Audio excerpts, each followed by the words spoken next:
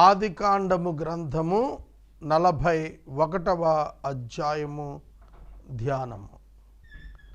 41వ అధ్యాయములో 57 వచనాలు ఉన్నవి. ఈ 57 వచనాలలో వ్రాయబడిన సందేశం ఏమిటనగా, యోసేపు చెరసాలలో ఉన్న కాలములో ఫరో యొక్క ఉద్యోగులు, పానదాయకుడు, భక్షకారుడు, వారు తప్పిదములు చేసి రాజసంరక్షక సేనాధిపతి క్రింద ఉండు నిమిత్తం చెరసాలకు పంపబడ్డారు. వారిపై విచారణ కొనసాగినన్ని దినాలు వారు అక్కడున్నారు. ఆ కాలంలో వారిరువురు కలలు కన్నారు. ఆ కలల యొక్క భావాన్ని యోసేపు వారికి చెప్పాడు. పానదాయకుని ఉద్యోగం తిరిగి అతనికి వస్తుంది కనుక అతనిని తనను జ్ఞాపకం చేసుకొనమని యోసేపు బ్రతిమలాడుకున్నాడు. కానీ అతడు మరిచిపోయాడు.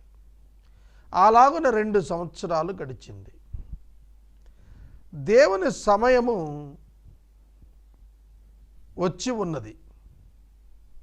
యోసేపును దేవుడు ఐగుప్తు దేశము మీద హెచ్చించాలి. ఆయన ప్రణాళిక అది. అందుకనే దేవుడు ఆ దేశము యొక్క రాజు అయినటువంటి ఫరోకి 2 కలలను రప్పించారు. ఆ 2 కలలు అతనికి కలవరాన్ని పుట్టించాయి. మొదటి వచనము మొదలు 8వ వచనము వరకు ఫరో కనిన కలలు అతనికి కలవరాన్ని పుట్టించగా, అతడు శకునగాండ్రను విద్వాంసులను పిలిపించి ఆ కలల భావాన్ని చెప్పమని అడిగాడు. వారు చెప్పలేకపోయారు. ఆ దేశంలో ఎవరూ లేరు. ఈ సందర్భ సన్నివేశం జరుగుతున్నప్పుడు పానదాయకునికి తన తప్పిదం గుర్తుకొచ్చింది. 9వ వచనం మొదలు 14వ వచనం వరకు ఉన్న వాక్య భాగంలో పానదాయకుడు ఫరోను క్షమాపణ కోరి, నేనొక తప్పిదం చేశాను, చెరసాలలో మాకు వచ్చిన కలలకు భావం చెప్పిన వాడున్నాడు, అతనిని గూర్చి మీకు సిఫారసు చేయి విషయంలో మాట ఇచ్చి తప్పు చేశాను,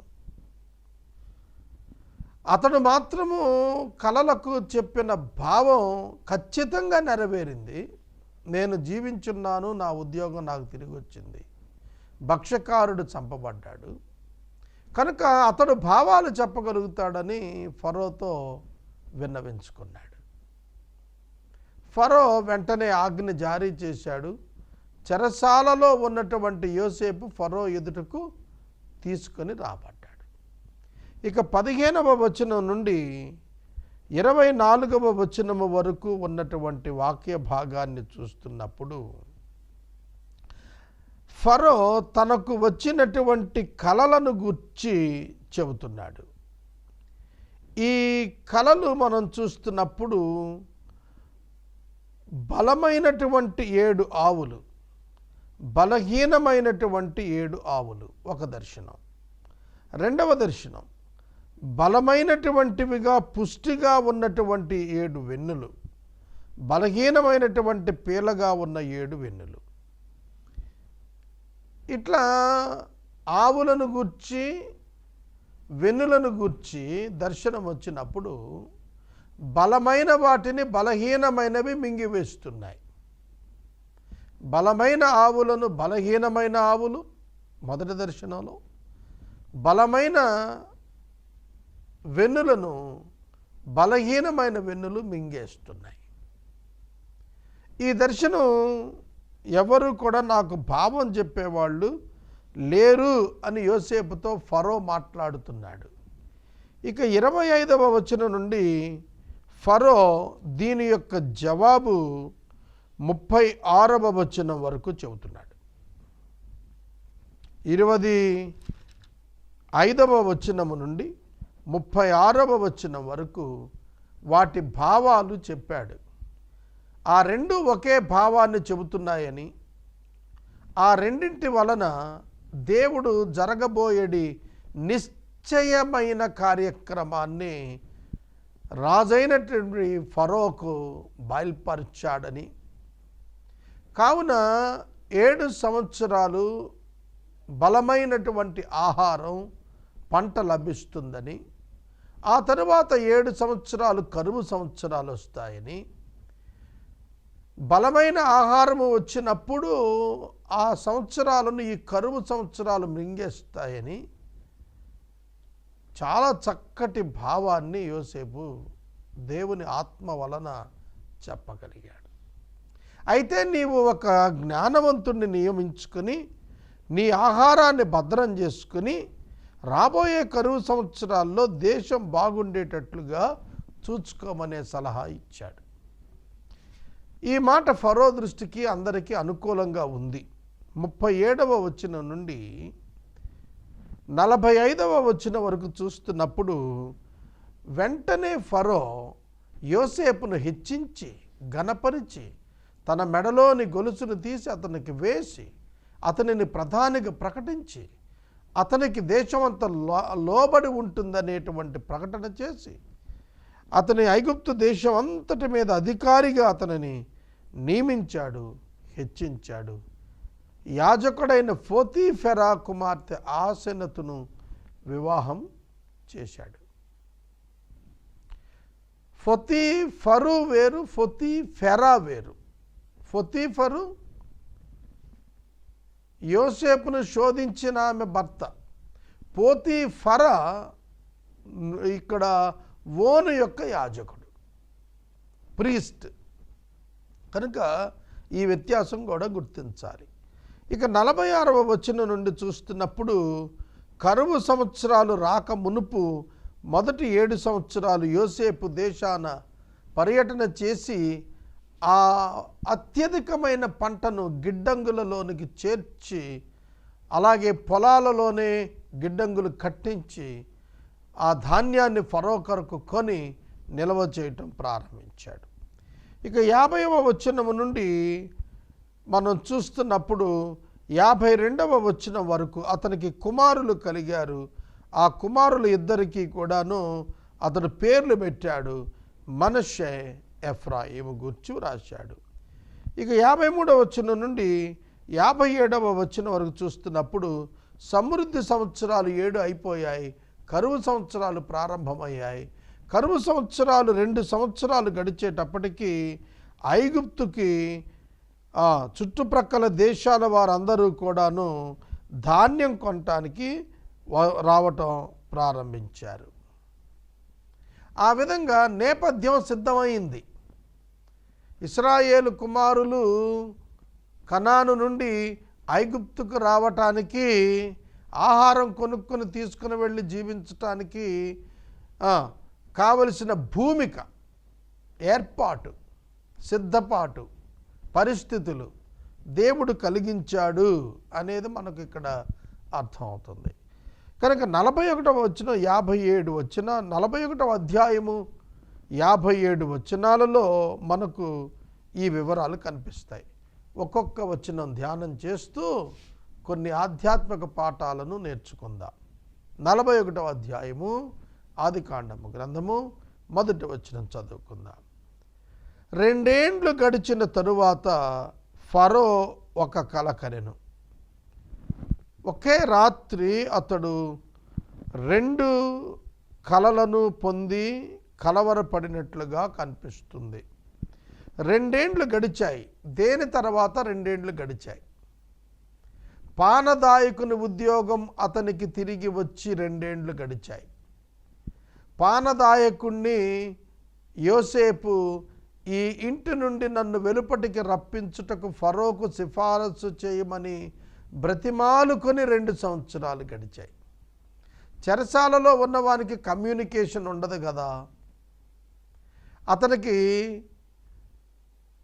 అతని యొక్క సంగతులు వెలుపటి సంగతులు లోనికి తీసుకుని రాబడే అవకాశం లేదు కదా. కనుక పానదాయకుడు చెరసాల నుండి వెళ్ళిపోయిన తరువాత అతనితో ఏ విధమైనటువంటి కాంటాక్ట్ ఈ యోసేపు గారికి లేదు. యోసేపుతో ఏ విధమైన కాంటాక్ట్ ఈ పానదాయకునికి లేదు. పానదాయకుడు విషయాన్ని మరిచిపోయాడు. 2 ఏళ్ళు అయ్యాయి. 2 ఏళ్ళు అయిన తరువాత దేవుడు తన చిత్త ప్రకారంగా ఫరోకి కలలనిస్తున్నాడు. ఒకమారు దేవుని యొక్క ప్రణాళికను ఆలోచించుదాము. ఏ సంతానము లేనప్పుడు దేవుడు అబ్రహాముతో మాట్లాడుతూ ఆదికాండము గ్రంథం 15వ అధ్యాయంలో చాలా స్పష్టంగా చెప్పాడు. నీ సంతానము పరాయి దేశములో 400 సంవత్సరాలు ఉంటారు కనుక అక్కడ నుండి మిక్కిలి గొప్పవారై వెలుపటకు వస్తారు అని చెప్పాడు. కనుక ఇక అబ్రహాము యొక్క సంతానం విస్తరిస్తోంది. ఇస్సాకు కుమారుడు యాకోబు. యాకోబునకు ఈ అధ్యాయం ముగింపుకు వచ్చేటప్పటికి కుమారులు మనుమళ్ళు అందరూ కలిపి 70 మంది ఉన్నారు పురుషులు. ఆడపిల్లలు లెక్కలో లేరు. అతని కుమారుల కుమారులు 70 మంది ఉన్నారు. అతనితో యోసేపు యొక్క 2 కుమారులతో కలిపి 70 మంది ఉన్నారు. 66 మంది యోసేపు, యాకోబు, ఎఫ్రాయిము, మనష్షే కాక 66 మంది ఉన్నారు. ఇక విస్తరించింది. కనానులో ఒక విత్తనము వలె సిద్ధమైనటువంటి ఈ ఇజ్రాయేలు జనాంగము ఐగుప్తులో మహావృక్షం అయ్యేటట్లుగా విస్తరించడానికి దేవుడు వారిని తీసుకొని పోబోతున్నాడు. తన మాట చొప్పున జరిగించుటకు పోబోతున్నాడు. మీరు గమనించండి, 400 సంవత్సరాలు వారు అక్కడ ఉండబోతున్నారు. 400 సంవత్సరాలు వారు అక్కడ ఉండబోతున్నారు. గుర్తించండి. కనుక దేవుని యొక్క ప్రణాళిక, దేవుని యొక్క సమయము, దేవుని యొక్క ఏర్పాటు, దేవుని యొక్క ఆలోచన జరగటానికి దేవుడు తన కార్యాన్ని జరిగిస్తున్నాడు. ఒక్క ప్రాముఖ్యమైన విషయం మరవకండి. నీ జీవితంలో ఏ సంవత్సరంలో, ఏ కాలంలో, ఏ పరిస్థితులు రావాలో, వాటి వలన నీవేమి చేయవలసి ఉన్నదో, నీవు దేనిని చేయుటకు పురికొల్పబడవలెనో, నీవు ఎక్కడ ఉండుటకు, ఎక్కడ విడుచుటకు, ఎక్కడికి వెళ్ళుటకు నీవు యత్నం చేయవలెనో నీకు నేర్పించేవాడు నీ దేవుడే. యాకోబు జీవితం, ఇస్సాకు జీవితం, అబ్రహాము జీవితం మీరు చూస్తే ఈ సత్యం అర్థమవుతుంది. అబ్రహామును దేవుడు ప్రత్యక్షమై పిలిచాడు కనానుకు. ఇస్సాకును అబీమెలెకు పరిపాలిస్తున్న గెరారులో ఉండమని చెప్పాడు. యాకోబును హారానుకు తీసుకువెళ్ళి అక్కడ బిడ్డలనిచ్చి అభివృద్ధి చేయించాడు. వాగ్దాన భూమికి వారిని తీసుకొచ్చాడు. మరలా వారిని తీసుకొని ఐగుప్తుకు తాను తీసుకెళ్తున్నాడు. ఐగుప్తుకు వెళ్ళిన వారిని మోషే నాయకత్వంలో 400 సంవత్సరాల తర్వాత వారిని వెనక్కి తీసుకొచ్చాడు. ఇలా మనం చూస్తే బైబిల్ టైమింగ్ అంతా కూడాను దేవుని యొక్క ఇంటర్వెన్షన్, దేవుని యొక్క జోక్యంతో జరిగినట్లుగా మనకు అర్థమవుతుంది. సహోదరుడా, సహోదరి, అందుకే యేసుక్రీస్తు ప్రభు అపోస్తుల కార్యములు 1వ అధ్యాయంలో ఆయన సెలవిచ్చి ఉన్నారు. కాలములు, సమయములు తండ్రి తన స్వాధీనమున ఉంచుకొని ఉన్నాడు, వాటిని తెలుసుకొనుట మీ పని కాదు. కాలములు, సమయములు. నేను యేసే పరిష్కారం 2001లో ప్రారంభించాను. 2020లో మా నాన్నగారు చనిపోయారు. 2020లో కరోనా వ్యాధి వచ్చింది. 2020 మార్చికి బైబిల్ గ్రంథం 3 పర్యాయాలు పూర్తిగా ముగించాం. నిరవధికంగా 18 సంవత్సరాలు కొనసాగిన పరిచర్య ఒక్కసారిగా సీజ్ అయ్యింది. ఆశ్చర్యం. ఎన్ని ఆటంకాలు వచ్చినా ఆగని పరిచర్య అది మలుపు తీసుకొని అనేక భాషల్లోనికి తర్జుమా ప్రారంభమైపోయింది. ఒక రైలు పట్టా మారినట్లుగా దేవుడు నా పరిచర్యను అనుదిన పరిచర్య నుండి యూట్యూబ్ ద్వారా పరిచర్యలోనికి, ట్రాన్స్లేషన్ పరిచర్యలోనికి నడిపించారు. దానికి చాలా పరిస్థితులను దేవుడు మార్చుకుంటూ వచ్చారు. వాటన్నింటి వలన నేను నా పరిస్థితులను బట్టి ఈ న్యూ ట్రాక్లోకి నేను నా కార్యాలయం ప్రవేశించాము. మా పరిస్థితులన్నీ కూడా దేవుడు తన చేతిలో ఉంచుకొని సంభవాలు మరియు సమయము రెండు మ్యాచ్ చేస్తూ దేవుడు ఈ న్యూ మిషన్లోకి తీసుకొచ్చాడు. ఆశ్చర్యం, అద్భుతం. ఒక్క నా విషయంలో నేను సాక్ష్యం చెప్పగలుగుతున్నాను, మీ విషయంలో మీరు సాక్ష్యం చెప్తారు. కనుక 2 ఏళ్ళు గడిచిన తర్వాత అన్నప్పుడు నేను ఎంత మాట్లాడుతున్నాను. నీ జీవితంలో ఏ సంవత్సరంలో, ఏ కాలములో, ఏ పరిస్థితుల మధ్య నీవేమి చేయవలెనో ఆ ఇంటర్లింక్డ్ ప్రోగ్రామింగ్ దేవుడు డెవలప్ చేస్తాడు. ఫరోకి కలలు వచ్చాయి, యోసేపు ఆ వెలుపటికి తీసుకురాబడ్డాడు. అలాగే చెరసాలలో ఉన్నప్పుడు పానదాయకునికి, భక్షకానికి కలలు వచ్చాయి. అది ఫరో కలలకు భావము చెప్పగలిగిన యోసేపు యొక్క చిరునామా ఫరోకు వెళ్ళేటట్లుగా అతని యొక్క పానదాయకుడు ఆ దానిలో ఆ ఇన్సిడెంట్స్లో ఉన్నట్టుగా మనకు కనిపిస్తుంది. గ్రహిస్తున్నారా? యాకోబు హారాను పారిపోవటానికి కారణాలు, మోషే మిథ్యాను పారిపోవటానికి కారణాలు, ఇవన్నీ ఏమిటి? అందుకనే రోమాపత్రిక 8వ అధ్యాయంలో సంభవిస్తున్నవి అన్నీ మేలు కొరకు సమకూడి జరుగుచున్నవి, జరిగించబడుచున్నవని మనం ఎరుగుదుము అన్నాడు.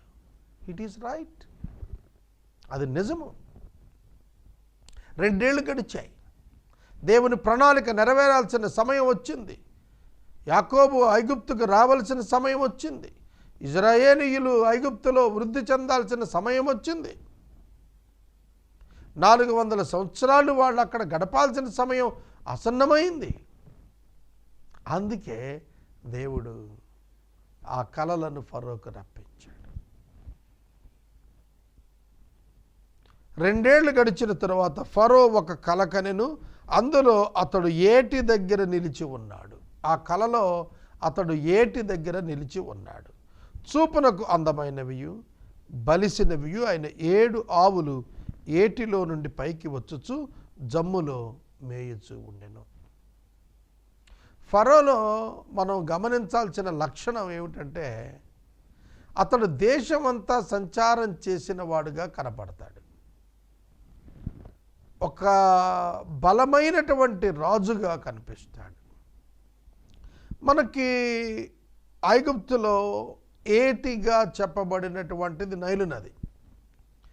నైలు నది పరివాహక ప్రాంతాల్లో జమ్ము విస్తారంగా వస్తుంది. ఆ జమ్ము నుండి పేపర్ తయారు చేస్తారు.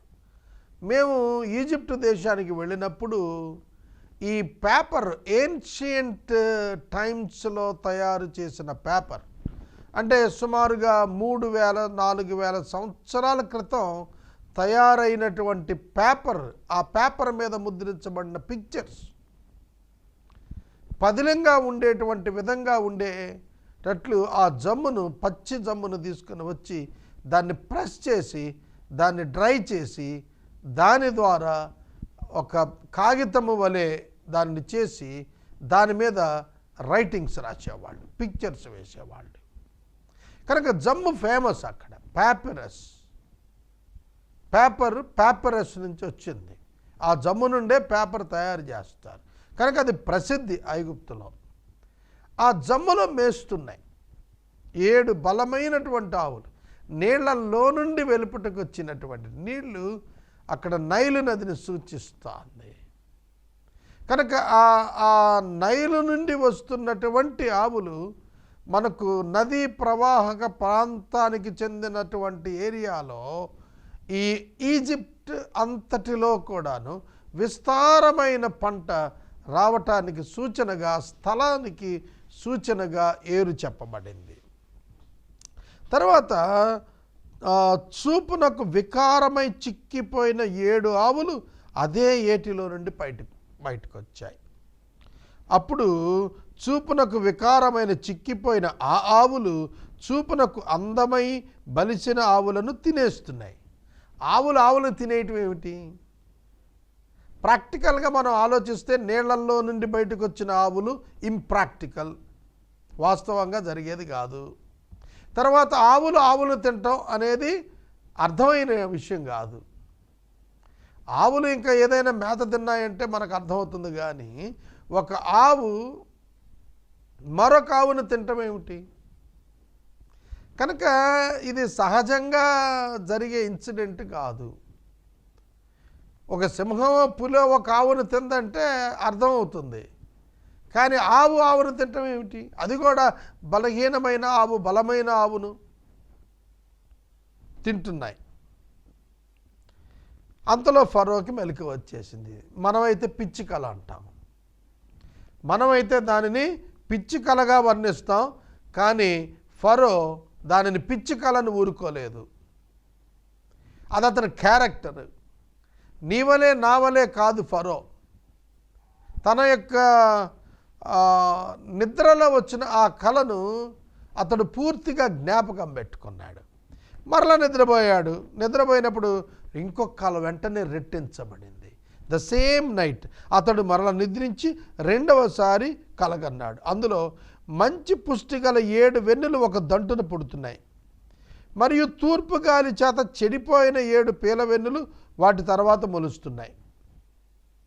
అప్పుడు నిండైన పుష్టి గల 7 వెన్నులు ఆ పేల వెన్నులు మింగేస్తున్నాయి. అంతలో ఫరో మేలుకొని అది కూడా కళను గ్రహించాడు. తెల్లారిపోయింది. సేమ్ నైట్ తెల్లవారింది. అది కళ అని అతను గుర్తించాడు, కానీ అతని మనస్సు కలవరపడెను. ఆ కళలు ఏమై ఉంటాయా అనేది అతనికి అర్థం కాలేదు. అవి మర్చిపోయే కళ కాదు. మనస్సులో పుట్టేటువంటి విస్తారమైన పాటు వలన దర్శనాలు వస్తాయి, కళలు వస్తాయని వాక్యం చెబుతోంది. కాబట్టి ప్రతి మనిషికి ఏదో ఒక కళ వస్తూనే ఉంటుంది. అయితే దేవుడు కళల ద్వారా మాట్లాడతాడు. హెబ్రీ పత్రిక 1వ అధ్యాయం 1వ వచనంలో పూర్వకాలముల యందు దేవుడు నానా విధములుగా మన పితరుల ద్వారా మాట్లాడాడు అన్నప్పుడు అందులో దర్శనాలు, కళలు, దర్శనములు, కళల చేత దేవుడు మాట్లాడతాడు. యోవేలు గ్రంథం దీన్ని సాక్ష్యం చెబుతోంది. వృద్ధులు దర్శనాలను కంటారు, యవనస్తులు కళలను కంటారని మనకు చెప్పబడింది. కాబట్టి ఇక్కడ అతని మనసు కలవరపడుతోంది. తన మనసు కలవరపడినప్పుడు దాని భావాన్ని తెలుసుకోవటానికి అతను యత్నం చేస్తున్నాడు. ఏమై ఉంటుంది ఈ కళ? ఎందుకు వచ్చింది ఈ కళ? ఈ కళ భావం ఏమిటి? దీనికి నా భవిష్యత్తుకి ఏమైనా సంబంధం ఉందా? ఈ ప్రశ్నలు అతన్ని వేధిస్తున్నాయి. కనుక అతను ఐగుప్తు శకునగాండ్రు అందరినీ అక్కడికి పిలిచాడు, విద్వాంసులందరినీ పిలిచాడు. ఫరో తన కళలను వివరించి వారితో చెప్పాడు, కానీ ఫరోకు వాటి భావము తెలపగలవాడు ఎవ్వడు లేకపోయాడు. Great disappointment. చూడండి, దేవుడు రాజులకు కళలను ఇచ్చి తన బిడ్డలు రుజువయ్యేటట్లుగా చేసిన సందర్భాలు బైబిల్లో మనకు ఫరో యొద్ద, నెబుకద్నెజరు దగ్గర కూడా మనకు కనపడతాయి.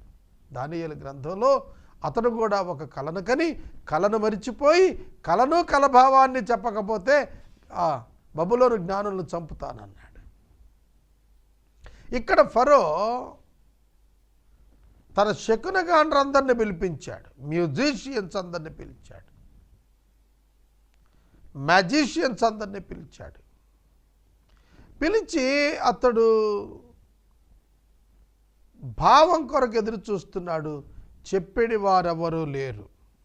అప్పుడు పానదాయకుల అధిపతి అనగా 2 సంవత్సరాల క్రితం తప్పిదముపై విచారణ ఎదుర్కొన్న కాలములో రిమాండ్లో రాజసంరక్షక సేనాధిపతి కింద యోసేపు ఉన్నటువంటి చెరసాలలో కొద్ది దినాలు గడిపినటువంటి ఆ వ్యక్తి, అక్కడ కల పొంది యోసేపు చేత భావం పొందినటువంటి ఆ వ్యక్తికి తన యొక్క కల జ్ఞాపకం వచ్చింది. తను పొందినటువంటి భావం, తనకు భావం చెప్పినటువంటి యోసేపు గుర్తొచ్చి అంటాడు, నేడు నా తప్పిదములను నేను జ్ఞాపకం చేసుకుంటున్నాను. ఇది వండర్ఫుల్ స్టేట్మెంట్ ఫర్ ఎవ్రీవన్. మీరు ఉన్న చోట, మీరు ఉన్న సమయంలోన మీ గతకాలపు తప్పిదాలు జ్ఞాపకం చేసుకుంటే మీ జీవితం మారుతుంది. మీ తప్పిదములను మీరు ఎన్నడూ నిర్లక్ష్యం చేయకూడదు. Then the chief cupbearer said to Pharaoh, I remember my offenses today. Remember your all offenses. నీవు నిలిచి ఆలోచించి నీ తప్పిదములు నీవు ఒప్పుకొనుట మంచిది, తెలుసుకొనుట మంచిది, గుర్తించుట మంచిది, వాటిని సరిచేసుకొనుట ఇంకా మంచిది. ప్రతి ఒక్కరం తప్పిదాలు చేస్తాం. ఆ తప్పిదాలను మరిచిపోయినట్టు నటించటం వల్ల మనం నష్టపోతాం. అయితే ఇక్కడ పానదాయకుడు తన తప్పిదాన్ని తెలుసుకొని తాను రాజుతో మనవి చేస్తున్నాడు. ఫరో తన దాసుల మీద కోపగించి నన్నును భక్ష్యకారుల అధిపతిని మా ఉభయులను రాజ సంరక్షక సేనాధిపతి ఇంట కావలి ఉంచారు. ఒక రాత్రి నేనును అతడును మేమిద్దరమును కలలు కంటిమి. ఒక్కొక్కడు వేరువేరు భావములు గల కలలను చెరివొకటి కంటిమి. అక్కడ రాజ సంరక్షక సేనాధిపతి దాసుడై ఉండిన ఒక హెబ్రీ పడుచువాడు మాతో కూడా ఉన్నాడు. హెబ్రీ పడుచువాడు రాజ సంరక్షక సేనాధిపతి ఇంటి ఎందుకున్నాడు? అది రెసిడెన్షియల్ క్వార్టర్ అనేది మనకు అర్థమవుతోంది. రాజ సంరక్షక సేనాధిపతికి ఒక స్పెషల్ క్వార్టర్, దాంతోపాటు కొంత ఏరియా ఆఫ్ బిల్డింగ్స్ ఇచ్చి అక్కడ ఈ విచారణ కొరకైన నేరస్తులు ఉంచుతారనేది మనకు తెలుస్తుంది. అక్కడనే ఒక హెబ్రీ పడుచువాడు మాతో కూడా ఉన్నాడు. అతనితో మా కలలను మేము వివరించినప్పుడు అతడు వాటి భావాలు మాకు తెలిపాడు. ఒక్కొక్కరికి కల చొప్పున దాని భావం తెలిపాడు. అతడు మాకు ఏ భావం తెలిపాడో ఆ భావాల చొప్పునే మాకు జరిగింది. ఒక సమస్య, ఒక పరిష్కారం. ఫరోకు ఒక సమస్య, కానీ దానికి ప్రక్కనే దేవుడు అతనికి పరిష్కారాన్ని కూడా సూచించాడు. నీ వ్యక్తిగత జీవితంలో నీకు అనేక సమస్యలు, వాటి ప్రక్కన నీవు గనక దేవుని యొక్క బిడవైతే నీవు పరిష్కారాలను కూడా ప్రక్కనే కలిగి ఉంటావు. ఫరో ప్రక్కనే నిలిచి ఉన్నది జవాబు. కనుక దేవుడు చూడండి ఎంత ఆశ్చర్యకరుడంటే, ఆ కలల భావం పొందినటువంటి పానదాయకుడు ఫరో యొద్ద ఉద్యోగంలో ఉండి జరిగిన సంఘటన అంతా గమనించి తన తప్పిదాన్ని తాను తెలుసుకొని అతడు ఫరో యొద్ద తనను క్షమాపణ కోరుకుంటూ యోసేపుని గురించి మాట్లాడుతున్నాడు. యోసేపు తాను కోరుకునే సమయంలో తనను గురించి ఫరోకి పానదాయకుడు మనవి చేయలేదు. తాను ఊహించని సమయంలో అతడు మనవి చేశాడు. ఈ పాయింట్ మనకు గుర్తుకు రావాలి, మనం మర్చిపోకూడదు. అదేమిటంటే, మన జీవితంలో ఏ సమయంలో అకస్మాత్తుగా దేవుడు ఏ న్యూ ఓపెనింగ్ మన లైఫ్లో అనుగ్రహిస్తాడో మనకు తెలియదు. ఒక లైఫ్ టర్నింగ్ పాయింట్ అంటారు చూశారు, అది దేవుడు రప్పించాలి. ఒక్కొక్కరి జీవితం ఒక్కొక్క ఇన్సిడెంట్తో మారిపోతుంది. వష్టి అహష్వేరోషు యొక్క మాట వినకపోవటం వలన ఎస్తేరు పట్టపురాణిగా వెళ్ళింది. ఒక ఇన్సిడెంట్ మరొక ఇన్సిడెంట్కి ఇంటర్లింక్ అప్ ఉన్నట్లుగా మనం చూస్తాం. ఇది జరిగింది కాబట్టి అది జరిగించాడు. దేవుడు తన బిడ్డల విషయాల్లో సమకూర్చి జరిగిస్తూ ఉంటాడు. సమకూర్చి జరిగిస్తూ ఉంటాడు. చాలా సమీపస్తుడు ఫరోకి వెంటనే ఆలోచన వచ్చింది, అతను పిలిపించాలి అని. దేవుడు ఆ విధంగా యోసేపును చెరసాల నుండి విడిపిస్తున్నాడు. చెరలోనికి అన్యాయముగా పంపించబడినటువంటి యోసేపు చెరసాల నుండి అకస్మాత్తుగా వెలుపటికి రప్పించబడ్డాడు. తను ఎంతకాలం అక్కడ ఉండవలెనో తాను ఎరుగడు. తాను ఎంతకాలం అక్కడ ఉండవలెనో దేవుడు ఎరిగిన వాడుగా ఉన్నాడు. కనుక నీ జీవితంలో ప్రతి సందర్భంలో నువ్వెంతకాలం అక్కడ జీవిస్తావు, ఆ పర్టికులర్ ఇన్సిడెంట్లో ఎంతకాలం నువ్వు ఉంటావు అనేది దేవునికి తెలుసు. నేను అనుకున్నాను 10,000 ప్రసంగాలు వరుస క్రమంలో ధ్యానిస్తానేమో అనుకున్నాను నాకు 60 ఏళ్ళు వచ్చేటప్పటికి. కానీ 50వ ఏట వచ్చేటప్పటికే దేవుడు దాని నుంచి నన్ను మరొక కోణంలోనికి నడిపించాడు. ఆ తర్వాత ఆలోచించినప్పుడు 18 సంవత్సరాలు ఒక భాషలో నేను బైబిల్ చెబుతూ వస్తే ఇప్పుడు సడన్గా 13 భాషల్లోనికి ఇప్పటికీ, ఇక ముందుకు ఎన్ని భాషలు అవుతాయో తెలియదు, వాటి తర్జుమాలు చేయిస్తూ ఉన్నాను. కనుక యోసేపునకు జరిగినది ఏమిటి? నా ఉద్యోగము నాకు మరలా ఇప్పించి భక్ష్యకారుని వేలాడదీయించిన సందర్భం యాజ్ ఇట్ ఈస్గా అతడు చెప్పాడు. హెబ్రీ పడుచువాడు అన్నాడు, పేరు కూడా చెప్పలేదు. పేరు కూడా చెప్పలేదండి, యోసేపు అనే పేరు కూడా చెప్పలా. హెబ్రీ పడుచువాడు అంటే కనాను నుంచి దొంగిలించబడి తీసుకుని రాబడినటువంటి ఒక కుర్రాడు, పడుచువాడు, చిన్నవాడు. అప్పటికి యోసేపుకి 28 సంవత్సరాలు. పడుచువాడనే చెబుతున్నాడు. అక్కడున్నాడు అని చెప్పగానే ఫరో యోసేపును పిలువనంపించెను. New opportunity raised in the life of Joseph. Excellent turning. దేవుడు అతని జీవితాన్ని మలుపు తిప్పుతున్నాడు. From prison to palace, from pit to palace. చెరసాల నుండి సింహాసనానికి, గోతులో నుండి సింహాసనానికి దేవుడు ఒక దీనుణ్ణి పైకెత్తటానికి రంగాన్ని సిద్ధం చేశాడు. సహోదరుడా, నీ జీవితం ఆయన చేతుల్లో ఉంది, నువ్వు భయపడకు. నీవు పలుమార్లు అనుకుంటూ ఉండవచ్చు, నేనేమైపోతానో, నా భవిష్యత్తు ఏమవుతుందో, నేనెక్కడ ముగించబడతాను అనుకుంటూ ఉండొచ్చు. అమోఘమైనటువంటి మలుపులు, అమోఘమైనటువంటి ముగింపు నీ జీవితానికి దేవుడు ఇస్తాడు. నిన్ను తృప్తిగా దేవుడు తయారు చేస్తాడు. యోసేపును పిలువనంపించినప్పుడు చెరసాలకు ఆర్డర్ వెళ్ళింది, ఫలానా అతన్ని ఫరో ఎదుట ప్రవేశపెట్టాలని. యోసేపుకి అర్థం కాలేదు, ఎందుకు పిలుస్తున్నారు? ఫరో ఎదుటకు తనను తీసుకురావటం ఏంటి? 2 సంవత్సరాలు అయిపోయింది, ఇప్పుడు ఎందుకు పిలుస్తున్నారో తెలియదు. తాకీదు జారీ అయ్యింది, యోసేపును విడుదల చేసి తీసుకురండి అని. యోసేపుకు అప్పటికే గడ్డం పెరిగిపోయింది. క్షౌరం చేయించారు, వస్త్రాలు మార్పించారు, ఫరో ఎదుటకు అతను తీసుకురావడానికి శుద్ధి చేశారు, శుభ్రం చేశారు, నీట్గా తయారు చేశారు, తీసుకొచ్చి ఫరో ముందు కూర్చోబెట్టారు. God can change your physical appearance also, conditions also. దేవుడు నీ భౌతిక పరిస్థితులను ఒక్కసారిగా మార్చేయగలుగుతాడు. గుర్తుపెట్టుకోండి, మైక్ టైసన్ చిన్నపిల్లల ఖైదులో ఉండేవాడు, బాలుడిగా ఉన్నప్పుడు పెరిగాడు అక్కడ. అతడు వరల్డ్ ఫేమస్ ఐరన్ మైక్ టైసన్గా అతని లైఫ్ టర్న్ అయిపోయింది.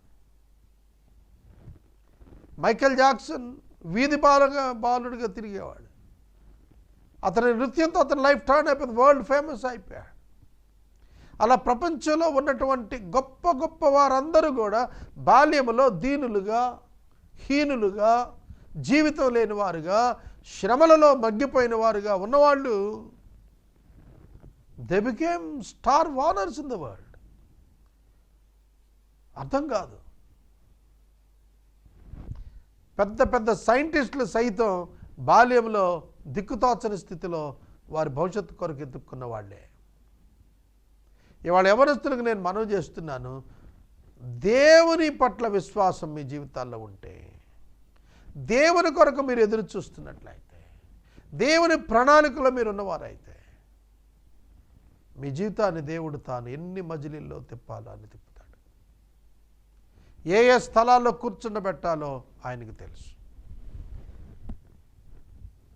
వ్యక్తిగతంగా నేను అనేకమైన ఇన్సిడెంట్స్ నేను అనుభవించాను.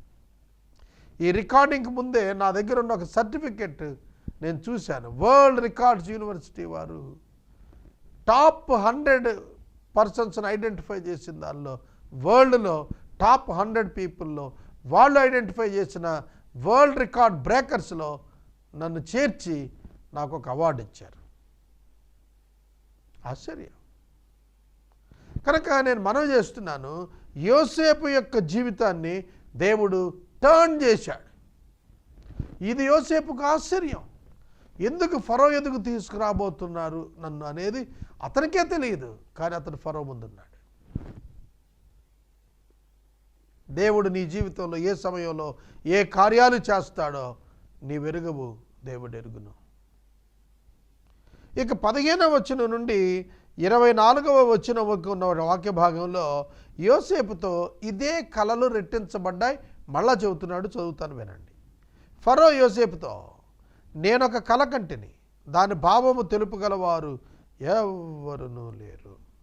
నీవు కలను వినిన ఎడల దాని భావమును తెలుపగలవని నిన్ను గూర్చి వింటిని అని అతనితో చెప్పాడు. చూస్తున్నారా? యోసేపునకు కలల భావము చెప్పగలిగే జ్ఞానాత్మ గిఫ్ట్గా ఇవ్వబడింది. ఆ గిఫ్ట్ వలన అతడు రికగ్నైజ్ చేయబడ్డాడు. What is the talent and gift in your life? Have you recognised it? నీ జీవితంలో ఒక స్పెషల్ గిఫ్ట్, టాలెంట్ దేవుడు ఏదో పెట్టుంటాడు. అది నువ్వు గుర్తించాలి. చాలా సాక్ష్యాలు విన్నాను నేను. పెద్దవాళ్ళు వాళ్ళు ఒకటి అవ్వాలని తలంచారు, కానీ అది కాలేదు. సరికదా, మహావిద్వాంసులు అయిపోయారు. వాళ్ళల్లో దేవుడిచ్చినటువంటి చిన్న జ్ఞానం వల్ల దాన్ని దేవుడు బిల్డ్ చేసి విస్ఫోటనంగా పెంచి గొప్ప వ్యక్తులుగా చేశాడు. కనుక you must identify your talent in you, God provided for you. దేవుడు నీ కొరకు ఇచ్చినటువంటి ఆ గొప్ప తలాంతు నీవు గుర్తించావా? ఫరో గుర్తించాడు. ఫరో గుర్తించబట్టే యోసేపుని పిలిచాడు. నీకు అవకాశాలు ఎప్పుడు వస్తాయో తెలిసిన, నీలో ఒక పర్ఫెక్ట్ టాలెంట్, ఎక్సలెన్సీ తోటి ఉన్నప్పుడు, నీలో ఉన్నటువంటి ఆ ఉన్నతమైన భావాలు, నీ ఉన్నతమైనటువంటి నీ నిపుణతలు ఎదట వారికి క్షుణ్ణంగా అర్థమయ్యేటట్లుగా నీ ప్రదర్శన సాగినప్పుడు నీ జీవితంలో ఒక టర్నింగ్ పాయింట్ వస్తుంది. కనుక అది దేవుడు ఇవ్వాల్సిందే, అది దేవుడు ఏర్పరచాల్సిందే. యోసేపు అంటున్నాడు, నేను కనిన కలభావమును తెలుపువారు ఎవరునూ లేరు, నీవు తెలుపగలవని నాకు తెలుపబడింది. ఇన్ఫర్మేషన్ ఎట్లా వెళ్ళింది చూడండి. నీవు తెలపగలవని నాకు తెలుపబడింది. నిన్ను గూర్చి నేను విన్నాను, కాబట్టి నిన్ను నేను పిలిపించాను. యోసేపుకు వెంటనే అర్థమైపోయింది, ఓహో కలలు కన్నాడు, భావాలు చెప్పాలన్నమాట అని వెంటనే తాను మాట్లాడుతున్నాడు. నా వలన కాదు, దేవుడే ఫరోకు క్షేమకరమైన ఉత్తరం ఇచ్చునని ఫరోతో చెప్పాడు. ఓహో నా టాలెంట్ గుర్తించారా, నన్ను గొప్పోడని అనుకున్నారు మీరు, ఇప్పుడు చెప్పండి మీ కలెంట్, దాని సంగతి నేను చూస్తానని గర్వం లేదు అతనిలో. అతడు తన దీనత్వాన్ని గుర్చి, దేవుని ఘనతను గుర్చి చెప్పి ఒప్పుకుంటున్నాడు యోసేపు ఫరోతో. ఫరో గారు, మీ కల గురించి చెప్పటం నా వలన కాదు, ఇది నా వలన కాదు, ఇది ఏదైనా అవ్వాలి అని అంటే దేవుడి వల్లే అవుతుంది, ఇది దేవుడే చేయాలి, కనుక నీకు క్షేమకరమైన ఉత్తరం రావాలి, దేవుడు ఇవ్వాలి అని నేను కోరుకుంటున్నాను అన్నాడు. అప్పుడు ఫరో, నా కలలో నేను ఏటి ఒడ్డున నించుంటిని, బలిసినవి చూపునకు అందమైనవి ఆయన 7 ఆవులు ఏటిలో నుండి పైకి వచ్చి జమ్ములో మేయుచూ ఉండెను. ఈ వచనాలు చదవాలి, మనం బైబిల్లో చదవాలి. మరియు నీరసమై బహు వికార రూపం కలిగిన చిక్కిపోయిన మరి 7 ఆవులు వాటి తర్వాత పైకి వచ్చెను. అవి అంత వికారమైనవి, ఐగుప్తు దేశమందు నాకెక్కడా కనపడలేదు. ఐగుప్తు దేశంలో అంత వికారమైన ఆవులు తాను ఎక్కడా చూడలేదట. అంత వికృతమైనటువంటి ఆవులు. అవి ఆవులే కానీ వికృతమైనవి. చిక్కిపోయి వికారముగా ఉన్న ఆవులు బలిసిన మొదటి 7 ఆవులను తినివేశాయి. అవి వాటి కడుపులో పడ్డాయి, కానీ అవి కడుపులో పడినట్టు కనిపించడం లేదు. చూడండి, ఈ కళ ఇంకా వివరంగా చెబుతున్నాడు. తనను ఆశ్చర్యానికి తీసుకొచ్చింది అంటే చెబుతున్నాడు. మనం భోజనం చేయక మునుపు ఉదరము, భోజనం చేసిన తర్వాత మన ఉదరం వ్యత్యాసం ఉంటాయి. భోంచేసిన వాని యొక్క ఉదరం నిండుగా కనిపిస్తుంది, ముందుకొచ్చి కనబడుతుంది. ఇక్కడ 7 బలమైన ఆవులను భుజించిన తరువాత కూడా ఈ వికృతమైన 7 ఆవుల యొక్క ఉదరాలు ఏమీ భుజించినట్టుగానే ఉన్నాయి. అదే నాకు ఆశ్చర్యం అనిపించింది. మొదట ఉన్నట్లే అవి చూపునకు వికారంగా ఉన్నాయి. అంతలో నాకు మెలకువ వచ్చింది. మరియు నా కల్లో నేను రెండవసారి చూడగా పుష్టిగల 7 మంచి వెన్నులు ఒక్క దండునే పుట్టాయి. అంటే సమృద్ధి అయిన దండు అది. తర్వాత తూర్పుగాలి చేత చెడిపోయిన 7 పీల వెన్నులు వాటి తర్వాత మొలిచాయి. పీల వెన్నులు మంచి వెన్నులను మింగాయి. ఈ కళ జ్ఞానులకు చెప్పాను, కానీ దాని భావాన్ని ఎవరు చెప్పలేదు. ఇది విన్నాడు యోసేపు, శ్రద్ధగా విన్నాడు. చాలా జాగ్రత్తగా వినాలి. Listening is a great skill. ఎదట వ్యక్తి మాట్లాడుతున్నప్పుడు ఇంటరప్ట్ చేయకుండా కంప్లీట్గా, పర్ఫెక్ట్గా, జాగ్రత్తగా వినటం గొప్ప విద్య. అది అనేకమైనటువంటి సమస్యలకు పరిష్కారాన్ని ఇస్తుంది. చాలామంది మాట్లాడుతూ ఉండగా మధ్యలో మాట్లాడేస్తుంటారు. అట్లా కాదు. It's a greatest listening skill.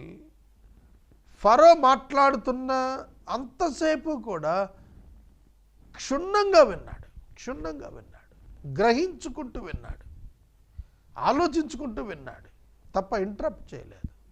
మధ్యలో డౌట్స్ క్లారిఫికేషన్ కోసం మాట్లాడలేదు. సమస్తం విన్న తరువాత తన అభిప్రాయాన్ని మాట్లాడుతున్నాడు. చూడండి, 25వ వచనం నుండి యోసేపు చెబుతున్నటువంటి జవాబు 36వ వచనం వరకు మనం గమనించగలుగుతాము. 25వ వచనం నుండి 36వ వచనం వరకు ఉన్న భాగంలో యోసేపు ఫరోతో అతడు కనిన కలల భావాలు, వాటి పరిష్కారం చెప్పాడు. చదువుకుందాం, చూడండి 25వ వచనం. అందుకు యోసేపు, ఫరో కనిన కలలు ఒక్కటే, దేవుడు తాను చేయబోవునది ఫరోకు తెలియచేసెను. ఇక్కడ అద్భుతమైనటువంటి సందేశం దాగి ఉంది. ఫరో కనిన కల ఒక్కటే, కలలు 2, కానీ రెండింటి యొక్క భావము ఒక్క భావమే. ఒక భావాన్ని నువ్వు గ్రహించటానికి 2 రకాలుగా, 2 కలల ద్వారా, 2 సందేశాల ద్వారా ఒకే భావాన్ని నీకు తెలియచేశాడు దేవుడు. అయితే నీకే ఎందుకు తెలియచేశాడంటే, నీవు రాజువు గనుక. You are the government. నీవే ప్రభుత్వానివి. ప్రజల కొరకు ఏదైనా చెయ్యాలి అని అంటే అది నువ్వే చెయ్యాలి. కాబట్టి you are the responsible person. నువ్వే బాధ్యుడు కనుక నీకే చెబుతున్నాడు. దేవుడు తాను చేయబోవునది, జాగ్రత్తగా వినాలి, తాను చేయబోవునది నీకు తెలియజేశాడు అని చెబుతున్నాడు. దేవుడు ఏమైతే చేయబోతున్నాడో దానిని ముందుగా నిర్ణయిస్తున్నాడు. ఆదికాండము గ్రంథము 15వ అధ్యాయంలో ఇశ్రాయేలీయులు 400 సంవత్సరాలు ఐగుప్తులో గడుపుతారు అనేది దేవుడు ముందుగా నిర్ణయించినది. రోమాపత్రిక 8వ అధ్యాయంలో దేవుడు దేనిని ముందుగా నిర్ణయించాడో దానిని జరిగిస్తున్నాడు అని వ్రాశాడు. కనుక ఏర్పరచుకున్న వారిని పిలిచాడు, పిలిచిన వారిని నీతిమంతులకు తీర్చాడు, వారిని మహిమపరిచాడని రాస్తున్నాడు. కనుక దేవుడు తన కొన్ని అపాయింట్మెంట్స్ తాను ఫిక్స్ చేసుకున్నాడు అని అర్థం. కనుక ఇశ్రాయేలీయులు ఐగుప్తుకు రావాలి అని అంటే కనుక ఒక సంభవం సంభవించాలి. ఆ సంభవం ఏమై ఉండాలి అంటే కనానులో ఆహారము లేకుండా అవ్వాలి. కనానులో ఆహారం లేకపోతే ఆహారం ఉన్న ఐగుప్తు వైపు వాళ్ళు అడుగులు వేయక తప్పదు. కనుక దేవుడు తాను చేయబోవున్నది ఏమిటి అనగా ఆ కనానులో ఉన్న యాకోబును అతని సంతానాన్ని, యాకోబు యొక్క సంతానం అప్పటికి 66 మంది ఉన్నారు. 66 మంది వాళ్ళందరూ కూడాను ఐగుప్తుకు రావాలి. ఇక్కడ వాళ్ళు వర్ధిల్లాలి. ఆ 66 మంది ఒక విత్తనం వల్ల అక్కడుంటే ఇక్కడికి వచ్చినాక మహావృక్షం అవుతారన్నమాట. వారు 400 సంవత్సరాలు ఇక్కడ ఉండాలి. ఇక్కడ ఉండి ఇక్కడి నుంచి బయటికి వెళ్ళాలి. చూస్తున్నారా? దేవుని ప్రణాళిక అది. దేవుడు చేయాలనుకున్నది, దేవుడు ఆలోచించినది, దేవుడు నిర్మించినది, నిర్మాణం చేసుకున్న ప్లాన్ అది, ప్రణాళిక అది. దానిని దేవుడు ఫరోకు చూపించాలనుకున్నాడు.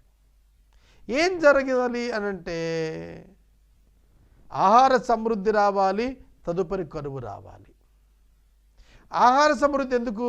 కరువు సంవత్సరాలను ఎదుర్కొంటానికి కావలసిన ధాన్యం ఐగుప్తులో నిల్వ ఉండాలి. అది దేవుడు చేయబోయేది. అది దేవుడు ఎవరికి చూపాడు? రాజు అయినటువంటి ఫరోకు చూపాడు.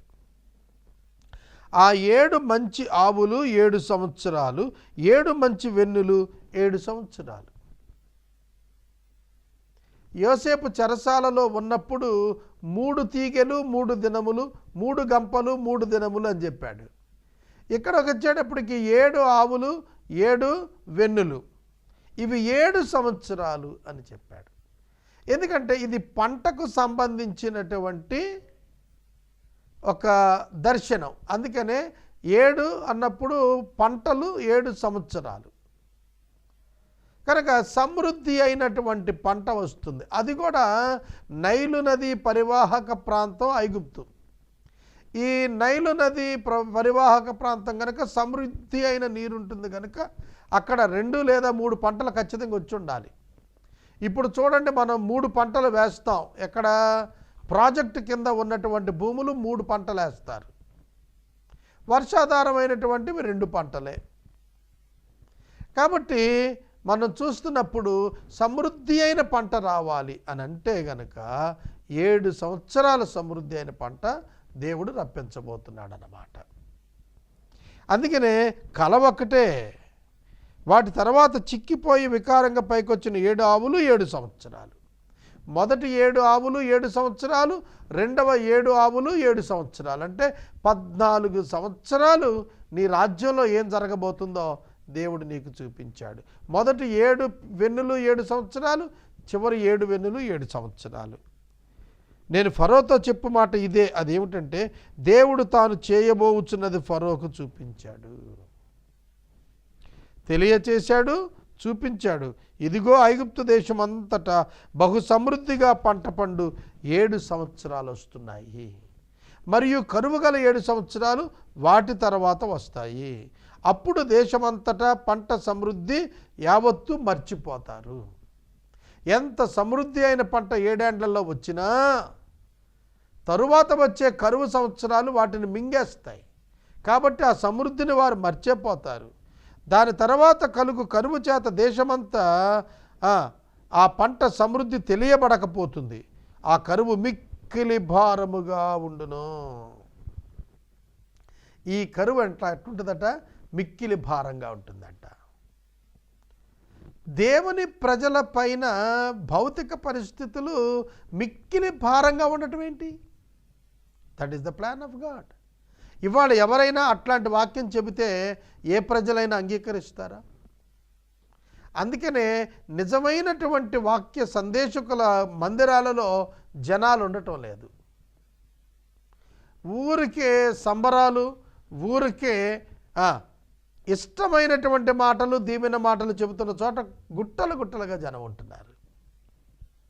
ఇది ఆశ్చర్యం. ఇవాళ ఏం సంభవిస్తుంది? ఇది దేవుడు నిర్ణయించాడు అంటున్నాడు. దేవుడు ఏమి నిర్ణయించాడు? భయంకరమైన కరువు సంవత్సరాలు నిర్ణయించాడు. మరి మనకి ఇష్టమేనా ఇది? ఈ మాట దేవుడు నా జీవితంలో భయంకర సంవత్సరాలు రాస్తే అది నేను అంగీకరించగలుగుతానా? ఆ దేవుణ్ణి అంగీకరించి తీరాలి. ఎందుకంటే ఆయన ఊరికే రాయుడు, మనల్ని బాధించడానికి రాయుడు. అట్లాంటి సంవత్సరాలు మనలను ఆశీర్వదించడానికి ఆ సంవత్సరాలు వాడుకుంటాడు. మనల్ని రుజువు చేయటానికి ఆ సంవత్సరాలు వాడుకుంటాడు. మనలను బలపరచడానికి ఆ సంవత్సరాలను వాడుకుంటాడు. మనలను ఘనపరచడానికి ఆ సంవత్సరాలనే దేవుడు వాడుకుంటాడు. అదే ఆయనలో గొప్పదనం. ఈ కార్యము దేవుని వల్ల నిర్ణయించబడింది, ఇది శీఘ్రంగా జరుగుతుంది. Please underline that. ఇది శీఘ్రముగా జరిగి తీరుతుంది అంటున్నాడు.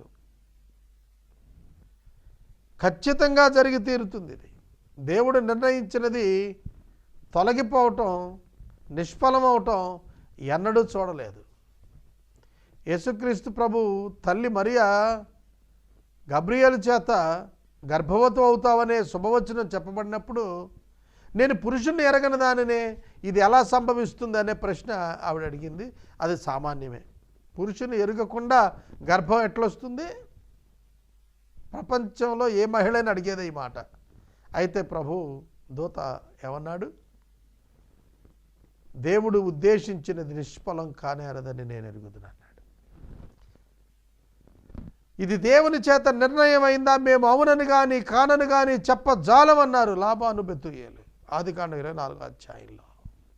అవును, దేవుడు ఉద్దేశించినది నిష్ఫలం కానేరదని దానియేలు చాలా తేటగా చెప్పాడు నెబుకద్నెజరుతో. కనుక దేవుడు నిర్ణయించింది జరిగి తీరుతుంది. దేవుని నిర్ణయములు మన జీవితంలో ఉన్నవి, వాటిని మనం అంగీకరించి లోబడటం నేర్చుకోవాలి. కాబట్టి ఈ కళ ద్వారా ఫరోకి రెట్టింపబడింది. మీకు ఈ కళ రెట్టించబడి తెలుపబడింది. ఎందుకంటే మీరు ప్రభువులు కదా, మీ దేశాన్ని కాపాడుకోవాలి కదా. వాస్తవంగా దేవుడు ఐగుప్తును కాపాడటం కొరకు ఈ ఏర్పాటు చేయలేదు. ఐగుప్తునకు ఇజ్రాయేలు రావటానికి ఏర్పాటు ఇది. కనాను దేశంలో ఉన్నవాడు ఐగుప్తు దేశంకి రావాలి. ఎట్లా వస్తాడు? పరిస్థితులు జరిగినప్పుడే. ఒక మాట చెబుతాను, బైబిల్లో విచిత్రంగా ఉంటుంది. యేసుక్రీస్తు ప్రభువు యొక్క తల్లి మరియా నజరేతులో ఉంది. ఆమె ప్రదానం చేయబడింది యోసేపునకు. నజరేతులో నివాసం ఉంటుంది. లేఖనమేమి చెప్పుచున్నది? మీకా గ్రంథం 5వ అధ్యాయం 2వ వచనం, యూదా బెత్లెహేమా, నీవు యూదా గ్రామాలలో అల్పమైన దానవైనను నిన్ను ఏలబోవాడు, ఇజ్రాయేలు నేలబోవాడు నీలో నుండి వస్తాడన్నాడు. ఈమె నజరేతులో ఉండగా గర్భవతిగా ఉన్నది. అయితే దేవుని ఏర్పాటు బెత్లెహేములో ఆమె డెలివరీ కావాలి. నజరేతులో ఉన్న ఒక సామాన్య వడ్రంగి యొక్క భార్య బెత్లెహేముకి ఎందుకు వెళుతుంది చెప్పండి? అప్పుడు కైసరు ఔగుస్తు ఒక ఆజ్ఞ ఇచ్చాడు. అదేమిటంటే జనసంఖ్య వ్రాయబడాలి కాబట్టి ప్రతి పురుషుడు తన యొక్క నేటివ్ ప్లేస్కి వెళ్ళాలి. అలా నేటివ్ ప్లేస్కి వెళ్ళమనే ఆజ్ఞ చక్రవర్తి ఆజ్ఞ కాబట్టి యోసేపు తనకు ప్రదానం చేయబడినటువంటి మరియను తీసుకొని బెత్లెహేంకి వెళ్ళాడు. అక్కడ యేసు ప్రభు జన్మించాడు. ఆ జనసంఖ్య ఆజ్ఞ పుట్టిందే, ఆ ఆజ్ఞ పుట్టించింది ఎవరు? దేవుడే. కైసర్ ఆగుస్తు ఆ ఆజ్ఞ తీసుకురావాలి, తీసుకొచ్చాడు. మరొక సందర్భం చెబుతాను. ఆయన మరణ సందర్భంలో పిలాతు హేరోదు విరోధులు యేసుక్రీస్తు ప్రభువును సిలువకు తీసుకొచ్చిన దినాన వారిద్దరు స్నేహితులయ్యారు. దీర్ఘకాల శత్రుత్వం సమసిపోయి స్నేహితులైన కొద్ది నిమిషాల్లోనే పిలాతు ఒక తీర్పును హేరోదుకు సిఫారసు చేసినప్పుడు ఇండిపెండెంట్గా జడ్జిమెంట్ ఇవ్వాల్సి వచ్చింది. అటువంటప్పుడు రిస్క్ తీసుకోలేదు. ఆ రోజే వాళ్ళు స్నేహితులు అయ్యారు, మళ్ళా తగవెందుకు? అందుకే హేరోదు దగ్గరకు ప్రభువును పంపించాడు తీర్పు కొరకు. వారు స్నేహం పాడైపోకుండా ఉండటం కొరకు ప్రయత్నాలు చేశాడు తప్ప ప్రభువుకు న్యాయం చేయటానికి వాడు ప్రయత్నం చేయలేదు. గ్రహించండి, కొన్ని సంభవాలు మరికొన్ని సంభవాలకు దారితీస్తున్నాయి. బైబిల్ గ్రంథం తేటగా సాక్ష్యం ఇస్తోంది. దేవుడు మీకు ఈ కార్యమును రెట్టించి చూపించాడు. ఎందుకంటే ఇది శీఘ్రంగా జరుగుతుంది, తప్పకుండా జరుగుతుంది, ఇందులో సందేహం లేదు. ఇది చెబుతున్నది ఇశ్రాయేలు దేవుడు. ఈ దర్శనం ఇచ్చింది ఇశ్రాయేలు దేవుడు. కానీ దర్శనం వచ్చింది ఐగుప్తు అవిశ్వాసి అయిన ఫరోకి. దేవుడు ఒక అవిశ్వాసితో కూడా మాట్లాడతాడు. మాట్లాడి విశ్వాసి యొక్క జీవితాన్ని రెగ్యులేట్ చేస్తాడు. గుర్తుపెట్టుకోండి, ఇక్కడ దేవుడు ఫరోతో మాట్లాడాడు దర్శనం ద్వారా, యాకోబును తీసుకొచ్చాడు తర్వాత కాలంలో ఐగుప్తుకి. అలాగే బైబిల్ గ్రంథంలో లాబానుతో మాట్లాడాడు, విశ్వాసి అయినటువంటి యాకోబుకి కావలసినటువంటి నెమ్మదిని అనుగ్రహించాడు.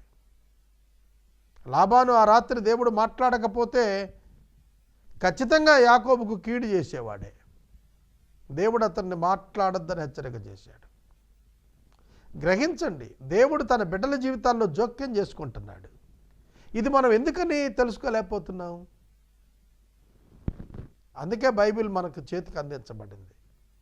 బైబిల్ చదివితే మనకు ఒకటి అర్థమవుతుంది, దేవుడు మన జీవితంలో కార్యాలు చేస్తున్నాడు. మనలను ఆయన అరచేతిలో చిక్కుకొని చూస్తున్నాడు. ఆయన మన పట్ల శ్రద్ధ కలిగి ఉన్నాడు. ఇది మనం నేర్చుకోవాల్సిన పాఠం. 33వ వచనం, కాబట్టి ఫరో వివేక జ్ఞానములు గల ఒక మనుషుని చూసుకొని ఐగుప్తు దేశం మీద అతన్ని నియమించాలి. ఈ మాట యోసేపు చెబుతున్నప్పుడు తనను నియమించాలని కోరుకొని చెప్పింది కాదు. తను కేవలం ఒక కలభావాన్ని చెబుతున్నాడు, అంతవరకే. అది దేవుడు ఆ కళను ఇచ్చినప్పుడే దైవ ఉద్దేశం అది. ఏది? ఒక మనుషుని నియమించుకోవాలి. నీ దేశంలో జ్ఞానం కలిగిన వాడిని, వివేకం కలిగిన వాడిని. జ్ఞానము, వివేకము. 33వ వచనం, and now therefore let Pharaoh select a discerning and wise man. జ్ఞానం ఒకటే చాలదు, వివేకము కూడా కావాలి. వివేకము అంటే డిజర్నింగ్, అంటే కనిపెట్టాలి, సంగతులను గ్రహించగలగాలి. కనుక it is a special quality. Discerning అనేది ఆత్మ ద్వారా కలిగేటువంటి ఒక ప్రత్యేకమైన గుణం, లక్షణం.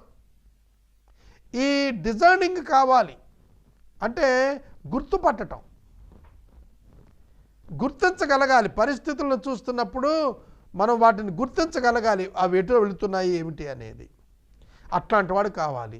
వైజ్ మ్యాన్ కావాలి, జ్ఞానం కలిగిన వాడు కావాలి. మీకు ఈ రెండిటి మీదే టెస్ట్ ఉంటుంది ఐఏఎస్ ఎగ్జామినేషన్స్లో. విజ్డమ్ అండ్ డిజర్నింగ్ మీద, నీ ఐక్యూ లెవెల్స్ మీద, నీ డెసిషన్ మేకింగ్ మీద పరీక్ష పెట్టి ఐఏఎస్కి సెలెక్ట్ చేస్తారు, ఇండియన్ అడ్మినిస్ట్రేషన్ సర్వీస్కి సెలెక్ట్ చేస్తారు. కాబట్టి తెలివితేటలు, జ్ఞానము మరియు వివేకము కలిగిన ఒక మనుష్యుడు నీకు కావాలి. ఇప్పుడు అతన్ని నువ్వు ఎత్తుక్కో, ఎక్కడ దొరుకుతాడో నియమించుకో నీ దేశం మీద. ఫరో అలా చేసి ఈ దేశం పైన అధిపతులను నియమించి సమృద్ధిగా పంట పండు 7 సంవత్సరాల్లో ఐగుప్తు దేశం అంతటా 5వ భాగం తీసుకోవాలి, 20% తీసుకోవాలి. రాబో మంచి సంవత్సరంలో దొరుకు ఆహారం అంతా సమకూర్చాలి. ఆ ధాన్యం ఫరో చేతికి అప్పగించి ఆయా పట్టణాల్లో ఆహారమును భద్రము చేయాలి. ఫుడ్ కార్పొరేషన్ ఆఫ్ ఇండియా ఉన్నది, FCI అంటాం మనం భారతదేశంలో. ఈ ఆహార భద్రత, ఆహార నిల్వ, ఇది పెద్ద బాధ్యత సెంట్రల్ గవర్నమెంట్ తీసుకుంటుంది.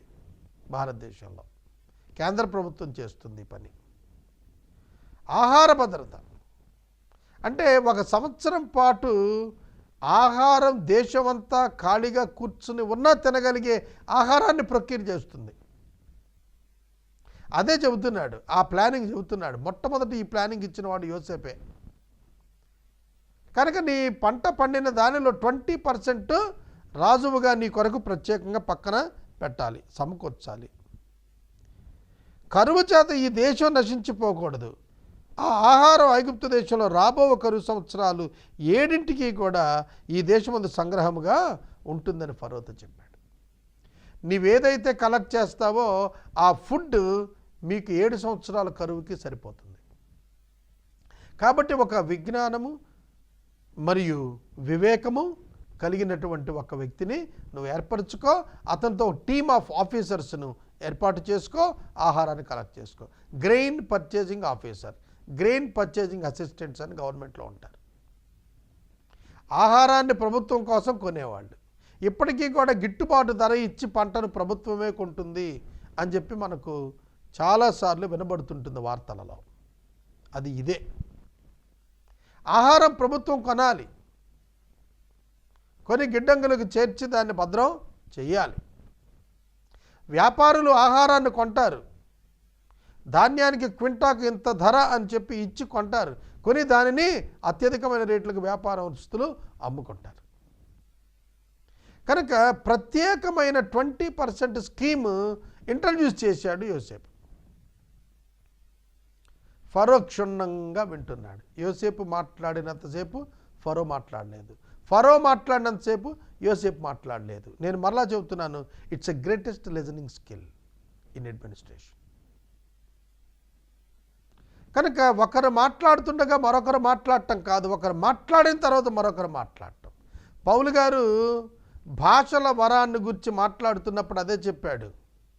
అందరూ ఒకేసారి మాట్లాడితే సందేశం క్లమ్జీ అయిపోతుంది, కలిసిపోతుంది. ఒకరి తర్వాత ఒకరు అర్థం వచ్చేటట్లుగా మీరు మాట్లాడండి అని చెప్పాడు. కనుక మనం చర్చలలో జాగ్రత్తగా ఉండాలి. వినేటప్పుడు జాగ్రత్తగా వినాలి. మనం మాట్లాడుతున్నప్పుడు పరిపూర్ణ వివరం చెప్పగలగాలి. యోసేపు అలాగే చెప్పాడు. పోసగుచ్చినట్టుగా సందేశం యొక్క భావాన్ని చక్కగా వివరించాడు. ఆ 7 సంవత్సరాలు సమృద్ధి సంవత్సరాలు, తర్వాత వచ్చే 7 సంవత్సరాలు కరువు సంవత్సరాలు. కనుక సమృద్ధి సంవత్సరాల్లో 20% ఆహారం ఫరో కొరకు కేటాయించి పక్కన పెట్టుకుంటే, అది రాబోతున్న 7 సంవత్సరాల కరువు కాలంలో మీ దేశం ఆకలి నుండి, కరువు నుండి రక్షించబడుతుంది. కనుక ఒక జ్ఞానము వివేకం కలిగిన వ్యక్తిని, అతనితో టీమ్ ఆఫ్ ఆఫీసర్స్ను, అధిపతులను ఏర్పాటు చేసుకుని నీ దేశాన్ని కాపాడుకో అనే సందేశాన్ని ఇచ్చాడు. ఈ సందేశం విన్నటువంటి ఫరో 37వ వచనము నుండి 45వ వచనం వరకు చూస్తే, అతడు తన అధిపతులతో, తన ప్రజల ప్రతినిధులతో చర్చించుకొని తాను తన నిర్ణయాన్ని వ్యక్తం చేశాడు. 37వ వచనం చదువుతాను. ఆ మాట, యోసేపు మాట ఫరో దృష్టికి, అతని సమస్త సేవకుల దృష్టికి యుక్తమై ఉన్నది. దేవుడు ఏ వ్యక్తినైతే కోరుకుంటాడో, ఏ పరిస్థితుల కొరకు ఏ వ్యక్తిని కోరుకుంటాడో, ఆ వ్యక్తి యొక్క మాటలు అవతల వారికి ఇంపుగా, అంగీకారంగా ఉంటాయి అనేది వాస్తవం. ఇది దైవజనుల జీవితాల్లో బైబిల్లో అనేక సందర్భాల్లో సంభవించింది. కనుక యోసేపు చెబుతున్న మాటలు ఫరో ఒప్పుకుంటున్నాడు, ఫరో సేవకులు కూడా ఒప్పుకుంటున్నారు. అవును, ఈ కళ యొక్క అర్థం ఇదే అయి ఉంటుంది. ఈ కళ అర్థం ఇదే అయి జరిగితే గనక మన దేశ పరిస్థితులు ఏంటి? కనుక ఇలాంటి వివేకము, జ్ఞానం కలిగిన వ్యక్తి మన దేశంలో మరొకడు ఎక్కడ దొరుకుతాడు మనకి?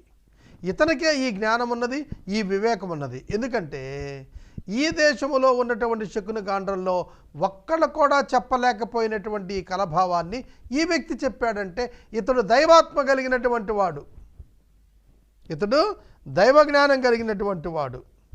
దేవుడు ఇతనికి చక్కటి దర్శన భావం తెలిపే వరాన్ని ఇచ్చాడు. కాబట్టి ఇతడు మన దేశానికి అవసరమైన వాడు. చూడండి, అంతమంది ఈజిప్ట్ దేశంలో గొప్ప గొప్ప వారు ఉంటే చెరసాలలో మగ్గిపోయిన ఒక ఖైదీని తీసుకుని ఫరో అంటున్నాడు, he is the right man అంటున్నాడు. ఫరో గొప్పతనం అదేనండి. ఫరోకి ఏ భేషజం లేదు. ఇతడు హెబ్రీయుడు కదా, మన దేశంలో ఇచ్చించబడితే ఎట్లా అనే ఒక బింకం అతడే ప్రదర్శించలేదు. గొప్ప గొప్ప వారు చాలా చిన్న చిన్న వారిని గుర్తించి పైకి తీసుకొచ్చిన వాళ్ళు ఉన్నారు. వాళ్ళలోని టాలెంట్, వాళ్ళలో ఉన్నటువంటి ఆ గొప్ప పని, ఆ గొప్ప పనితీరు గుర్తించి వాళ్ళను షైన్ చేసిన వాళ్ళు ఉన్నారు. ఫరో చాలా గొప్పవాడు, చాలా మంచి నిర్ణయాధికారాలు కలిగిన వాడు, చక్కటి వివేకం కలిగిన వాడు. అందుకనే యోసేపునే ఎన్నుకుంటున్నాడు. చదువుతాను చూడండి. ఇతని వలె దేవుని ఆత్మగల మనుషుణ్ణి మనం కనుగొనగలమా అని తన సేవకులను ప్రశ్నిస్తున్నాడు. He is convinced. ఫరో కన్విన్స్ అయిపోయాడు. యోసేపు దైవుని ఆత్మ కలిగిన వాడు. ఇలాంటి దైవాత్మ పూర్ణుడు మన దేశంలో ఉన్నాడా? లేడు. కాబట్టి ఫరో అంటున్నాడు, దేవుడు ఇదంతా నీకు తెలియచేశాడు గనక నీవెలే వివేకం జ్ఞానం గలవారు మా దేశంలో ఎవరూ లేరు. తన ఇన్సల్ట్ ఫీల్ అవటం లేదు. ఈ మాట చెప్పటానికి ఫరో సిగ్గుపట్టడం లేదు. నా దేశంలో ఇట్లాంటి జ్ఞానం, ఇట్లాంటి వివేకము కలిగిన వారు లేరు, నాకు తెలుసును. కాబట్టి నీవే నా ఇంటికి అధికారివై ఉండాలి, నా ప్రజలు నీకు విధేయులై ఉంటారు. సింహాసనము విషయములో మాత్రమే నేను నీకంటే పైవాడనై ఉందని యోసేపుతో చెప్పాను. మేజర్ డెసిషన్ తీసేసుకున్నాడు. చాలా పెద్ద నిర్ణయం చేశాడు ఫరో ఆ దినాన. మిగిలినటువంటి వ్యక్తులలో ఎవరు కూడా దానిని విమర్శించలేనటువంటి గొప్ప నిర్ణయం తీసుకున్నాడు. ఎందుకంటే అట్లాంటి వ్యక్తిని ఇంకొకరిని ఎవరు తీసుకురాలేరు.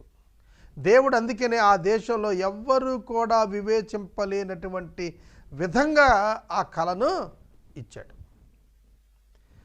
కనుక ఎంతోమంది తెలివి కలిగిన వాళ్ళు ఉండవచ్చును ఆ దేశంలో. కానీ వివేచన ఉన్నవాళ్ళు, వివేకం ఉన్నవాళ్ళు లేరు. కనుక మర్మములు పరిశోధించుట దేవుని ఆత్మకు మాత్రమే సాధ్యం. ఈ పాయింట్ ప్రపంచంలో అన్ని వేళలా రుజువైంది. దానియేలు గ్రంథంలో దానియేలు చెబుతాడు, దేవుని యొక్క మర్మములు దేవుని ఆత్మ మాత్రమే వివేచింపగలుగుతాడని. పౌలు కొరింథీయులకు రాస్తూ చెబుతాడు, ఆత్మ సంగతులు ఆత్మ సంబంధులు మాత్రమే వివేచింపగలుగుతారు, శరీర సంబంధులు వాటిని గ్రహించలేరని చెప్పేశాడు. ప్రకృతి సంబంధులకు అది అసలు అర్థం కాదని చెప్పేశాడు. కనుక ఆధ్యాత్మిక సంబంధమైనటువంటి భావాలు, భావనలు, అర్థాలు ఆధ్యాత్మిక ప్రజలకే అర్థమవుతాయి తప్ప అందరికీ కాదు. ప్రభు తన శిష్యులతో మాట్లాడుతూ అన్నాడు కదా, ఇవి మీరు గ్రహించున్నట్లు మీకు మాత్రమే అనుగ్రహించబడ్డాయి, అందరికీ కాదు. దేవుని యొక్క వాక్యం, దేవుని యొక్క వివరాలు అందరూ గ్రహించలేరు. కనుక దేవుని యొక్క వాక్యం యొక్క లోతైనటువంటి మర్మము గ్రహించుట కొందరికి అనుగ్రహించబడుతుంది. వారే అద్భుతమైన బోధకులుగా రాణిస్తారు. కాబట్టి నీవే నా దేశము పైన అధికారివై ఉండాలి, ప్రజలంతా నీకు విధేయులై ఉంటారు. సింహాసనం విషయంలో మాత్రమే నేను నీకంటే పెద్దవాడిని తప్ప మా దేశం అంతా నీకు లోబడి ఉంటుందని చెప్పాడు. మరియు ఫరో చూడుము, ఐగుప్తు దేశమంతటి మీద నిన్ను నియమించి ఉన్నాను. వెంటనే చెప్పేస్తున్నాడు. Great decision, fastest decision. చాలా వేగంగా నిర్ణయం తీసుకుంటున్నాడు. ఆ క్షణమే నిర్ణయం తీసుకుంటున్నాడు. ఆలస్యం లేదు, ఇక నువ్వే అధిపతిగా ఉండాలన్నాడు. మరియు ఫరో తన చేతికి ఉన్న ఉంగరము తీసి యోసేపు చేతికి పెట్టాడు. సన్నపు నారబట్టలు అతనికి తొడిగించారు. అతని మెడకు బంగారు గొలుసు వేశాడు. తన రెండవ రథం మీద ఎక్కించాడు. ప్రజలకు వందనం చేయండి అని చెప్పి ఆజ్ఞ ఇచ్చాడు. జనులు కేకలు వేస్తూ ఉన్నారు. అతడు ఆ క్షణంలో ఆ దేశానికి ప్రధానమంత్రి అయిపోయాడు. ఎంత సమయం పట్టింది? చెరసాల నుండి వెలుపటికి వచ్చినప్పుడు క్షవరం మాసిపోయి, వస్త్రాలు చిరిగిపోయి, ఇనుము సంఖ్యలు బాధించి, స్నానాదులు లేక ఉన్నటువంటి ఆ వ్యక్తి వితిన్ 24 అవర్స్లో అతని యొక్క సమస్త పరిస్థితులను మార్చేశాడు దేవుడు. God can make wonders in 24 hours in your lives. మీ జీవితాల్లో 24 గంటల్లో మీ పరిస్థితులు మార్చేయగలిగినటువంటి దేవుడు. ఇశ్రాయేలీయుల యొక్క జీవితాన్ని అరణ్యయాత్రలో 40 ఏళ్ళు సాగించిన దేవుడు అతి స్వల్ప కాలంలో 24 అవర్స్లోనే యోసేపు యొక్క దీర్ఘకాలికమైనటువంటి చెరసాల అనుభవాన్ని మార్చేశాడు, సింహాసనానికి మార్చేశాడు. దేవుని దృష్టికి 1000 సంవత్సరాలు ఒక దినము వలె, ఒక దినము 1000 సంవత్సరాల వలె ఉన్నాయన్నాడు. కనుక దేవుడు ఎక్స్పాండ్ చేయగలడు, దేవుడు విస్తరింప చేయగలడు, దేవుడు తగ్గించగలడు కూడా, కుదించగలడు కూడా. ఈ సత్యము ఆయన సార్వభౌమిక అధికారాన్ని మనకు జ్ఞాపకం చేస్తోంది. మరియు ఫరో యోసేపుతో, ఫరోను నేనే అయినను నీ సెలవు లేక ఐగుప్తు దేశమందంతటా ఏ మనుషుడు తన చేతినైనా కాలునైనా ఎత్తకూడదు. Sovereignty belongs to Pharaoh, but the authority belongs to Joseph. సార్వభౌమత్వం ఫరోకు ఉన్న సమస్త అధికారాలు, డెలిగేటెడ్ అథారిటీ యోసేపుకి ఇవ్వబడింది. మరియు ఫరో యోసేపునకు జప్నత్పనేహు అని పేరు పెట్టి అతనికి ఓను యొక్క యాజకుడైన ఫతేఫరు కుమార్తెకు ఆసెనతును ఇచ్చి పెళ్లి చేశాడు. చూడండి, బైబిల్లో ఆదికాండంలో 4 మూల పితరుల యొక్క భార్యాభర్తల పేర్లు ఇవ్వబడ్డాయి. మనష్షే ఎఫ్రాయిముల తండ్రి ఎవరు అని అంటే యోసేపు, ఆసెనతు అని చెప్పాలి. అర్థమవుతుందా? కనుక యాకోబు ఐగుప్తులో యోసేపునకు తాను వచ్చే నాటికి పుట్టినటువంటి 2 కుమారులు ఎఫ్రాయిము, మనష్షేలను తన బిడ్డలుగా స్వీకరించి జ్యేష్ఠత్వపు హక్కు యోసేపుకు ఇచ్చాడు. కాబట్టి అక్కడ పోతీఫెరా అనే ఒక యాజకుడు ఉన్నాడు. అతడు ఓను అనే ప్రాంతంలో యాజకత్వం చేస్తున్నాడు. అతని యొక్క కుమార్తెను తీసుకుని వచ్చి యోసేపుకు వివాహం చేశాడు. యోసేపు యొక్క వివాహం తల్లిదండ్రులు చేసిన వివాహం కాదు, అన్నదమ్ములు పాల్గొన్న వివాహం కాదు, ఎవ్వరూ లేరు అతనికి. అతడు అక్కడే ఉన్నాడు. అతడు వివాహం అవుతున్నప్పుడు ఆ దేశానికే ప్రధానమంత్రి, the prime minister of the nation. అతని పెళ్ళి ఎంతో వైభవంగా ఫరో చేశాడు. ఫరో చేశాడంటే ఆ పెళ్ళి ఎంత గ్రాండ్గా ఉంటుందో ఒకసారి మీరు ఆలోచించండి. అబ్రహాము, ఇస్సాకు, యాకోబుల వివాహాలతో పోలిస్తే యోసేపు వివాహం అంగరంగ వైభవంగా జరిగి ఉంటుంది. దేవుడు ఆ బిడ్డను ఎంత హెచ్చించాడో చూడండి.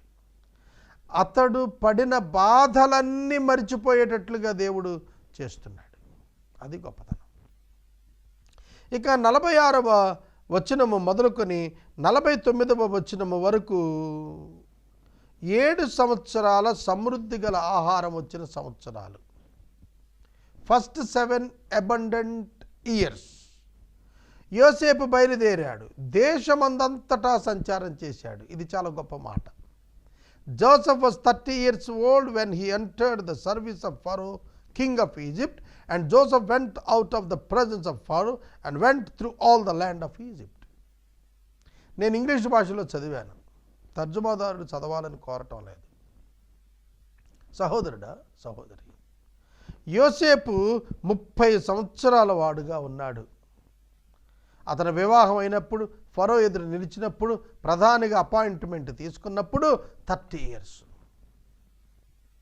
ఆ క్షణంలోనే ఆ దేశంలో అభివృద్ధి ప్రారంభమైపోయింది. ఎప్పుడైతే ఒక దైవజనుడు దేశానికి ప్రాతినిధ్యం వహిస్తున్నాడో ఆ దేశం వర్ధిల్లటం ప్రారంభమైపోయింది.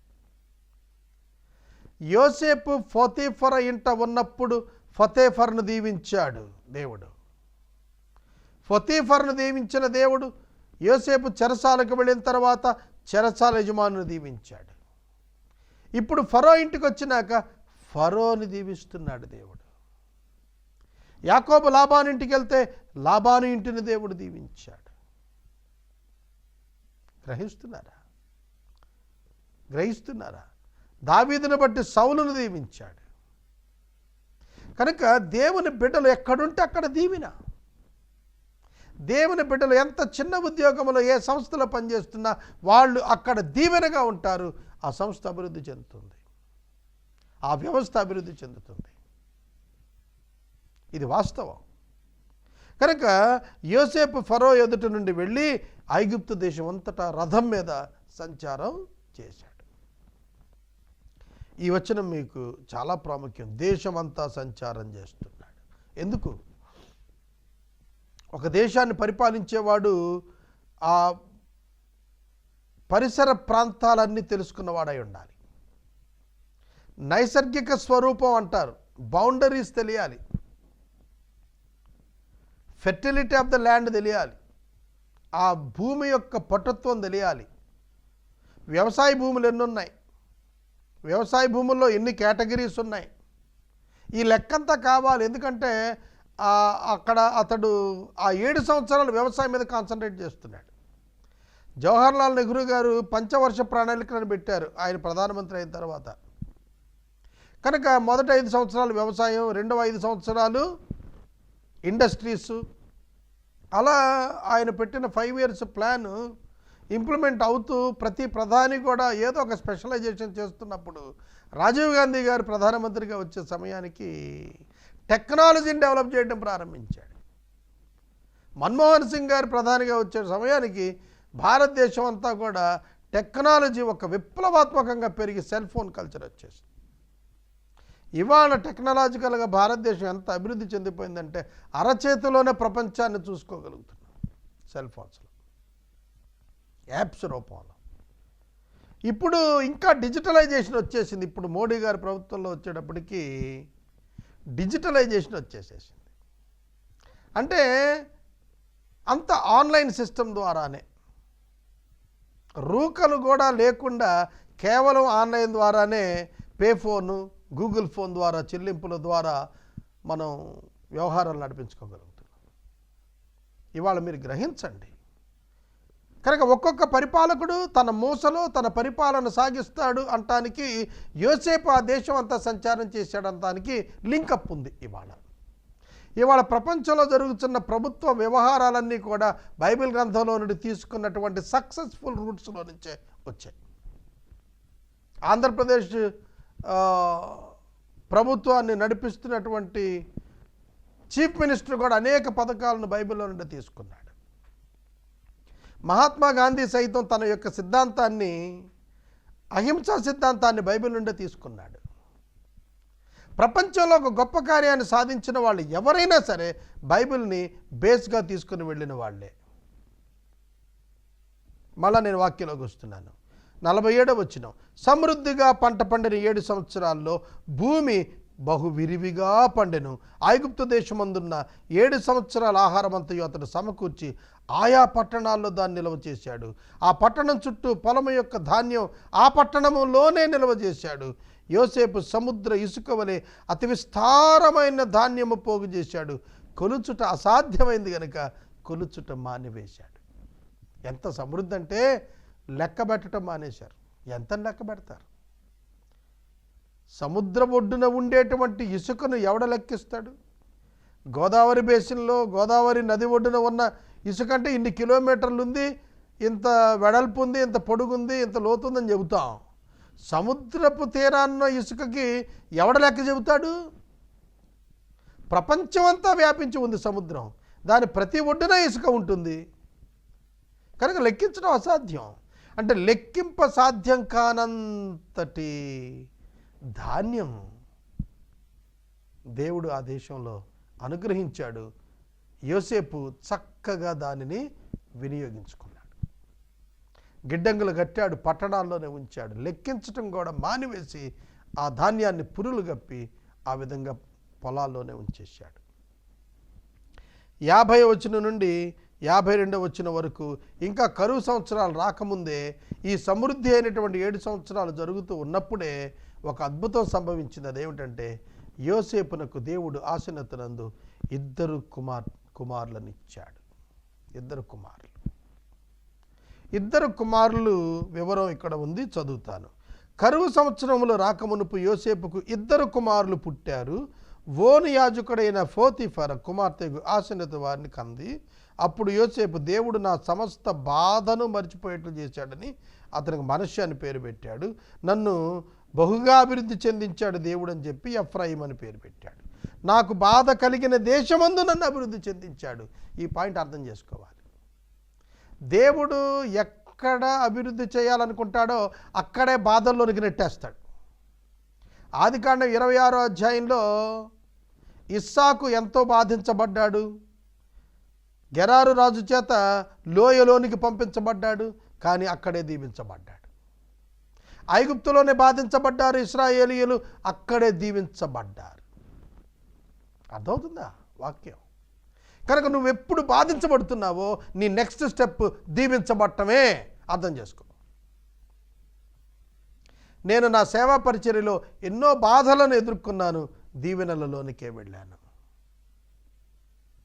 దేవుడు ఎంతగా దీవించాడో కూర్చొని ఆలోచిస్తే హృదయము దేవుని పట్ల కృతజ్ఞతతో నిండిపోతుంది. మనష్షే పెద్ద కుమారుడు, ఎఫ్రాయిము చిన్న కుమారుడు. కానీ గోత్రకర్తలలో యాకోబు ఎఫ్రాయిమును మొదట లెక్కించాడు, మనష్షేను చివరి లెక్కించాడు. చిన్నవాణిని హెచ్చించాడు పెద్దవాని కంటే కూడా అనేది అర్థమవుతోంది మనకు వాక్యంలో. ఇక 53వ వచనం నుండి మనము అధ్యాయము చివరి వరకు చూసినట్లయితే కరువు సంవత్సరాలు ప్రారంభమైపోయాయి. చూడండి, ఐగుప్తు దేశమందు సమృద్ధిగా పండిన సంవత్సరములు గడిచిపోయాయి. యోసేపు చెప్పిన ప్రకారం 7 సంవత్సరాల కరువు సంవత్సరాలు ప్రారంభమయ్యాయి. యోసేపు చెప్పిన ప్రకారము, అండర్లైన్ చేసుకోండి, యోసేపు చెప్పిన ప్రకారము. యోసేపు చెప్పిన ప్రకారం అంటే దేవుడు యోసేపు ద్వారా చెప్పించిన ప్రకారం అని అర్థం. కనుక అక్కడ యోసేపుకు గొప్పతనం లేదు, కానీ దేవునిదే గొప్పతనం. అయినా యోసేపునకు అది ఘనత ఆపాదించబడుతుంది. నన్ను ఘనపరచు వారిని నేను ఘనపరచుదును అని 91వ సంకీర్తన చివరి భాగంలో చెప్పాడు. కనుక నేను దేవుని ఘనపరుస్తున్నాను, దేవుడు నన్ను ఘనపరుస్తాడు. దేవుడు ఘనపరిస్తే ఆ ఘనత వేరు. యోసేపు చెప్పినట్లుగానే కరువు సంవత్సరాలు ఆరంభమయ్యాయి అని పరిశుద్ధాత్మ దేవుడు చాలా తేటగా యోసేపుని ఘనపరిచి రాస్తున్నాడు. అయితే ఐగుప్తు దేశం అంతటా ఆహారం ఉన్నది. ఐగుప్తు దేశం అంతటా కరువు వచ్చినప్పుడు ఆ దేశస్థులు ఆహారం కోసం ఫరోకు మొరపెట్టుకున్నారు. అప్పుడు ఫరో, మీరు యోసేపు దగ్గరికి వెళ్ళి అతడు మీతో చెప్పినట్టు చేయండి అని ఐగుప్తీయులందరితో చెప్పాడు. ప్రజలు తెలివిగలవాళ్ళు, రాజు దగ్గరికి వెళ్ళారు. రాజు ఏం చెప్పాడంటే యోసేపు దగ్గరికి వెళ్ళండి అని చెప్పాడు. యోసేపు వారి యొక్క ఆకలిని తీర్చుటకు నియమించబడ్డవాడు. యోసేపు వారు బ్రతుకున్నట్లు చేయగలిగిన వాడు. యోసేపు వారు భుజించున్నట్లు చేయగలిగిన వాడు. యోసేపు వారి ఆకలి తీర్చగలిగిన వాడుగా ఉన్నాడు. ఫరో నియమించిన తర్వాత అందులో వ్యత్యాసం ఏమీ లేదు. ఖచ్చితంగా లోబడితే రాల్సిందే అన్నారు. కరువు దేశం అంతటా ఉండెను గనుక యోసేపు ధాన్యపు కొట్లన్నీ విప్పించి ఐగుప్తీయులకు ధాన్యం అమ్మకం చేశాడు. ఐగుప్తు దేశం ముందు కరువు భారంగా ఉంది. మరియు ఆ కరువు, అండర్లైన్ చేసుకోండి, చాలా ఇంపార్టెంట్, మరియు ఆ కరువు ప్రతి దేశమున భారమైనందున సమస్త దేశస్థులు యోసేపునొద్ద ధాన్యం కొనటానికి ఐగుప్తుకు వస్తున్నారు. ఒక్క ఐగుప్తులోనే కాదు కరువు, చుట్టుపక్కల దేశాలలో కూడా కరువు ప్రారంభమైంది. మరి చుట్టుపక్కల దేశాలలో ఎక్కడ 7 సంవత్సరాల సమృద్ధి పంట లేదే. 7 సంవత్సరాల సమృద్ధి పంట ఐగుప్తులోనే వచ్చింది, మిగతా చోట రాలేదు. వస్తే వాళ్ళు కూడా కొట్లు కట్టుకునేవాళ్ళే. ఇంకో విషయం ఇక్కడ ఎకనామిక్స్ చెబుతాను వినండి.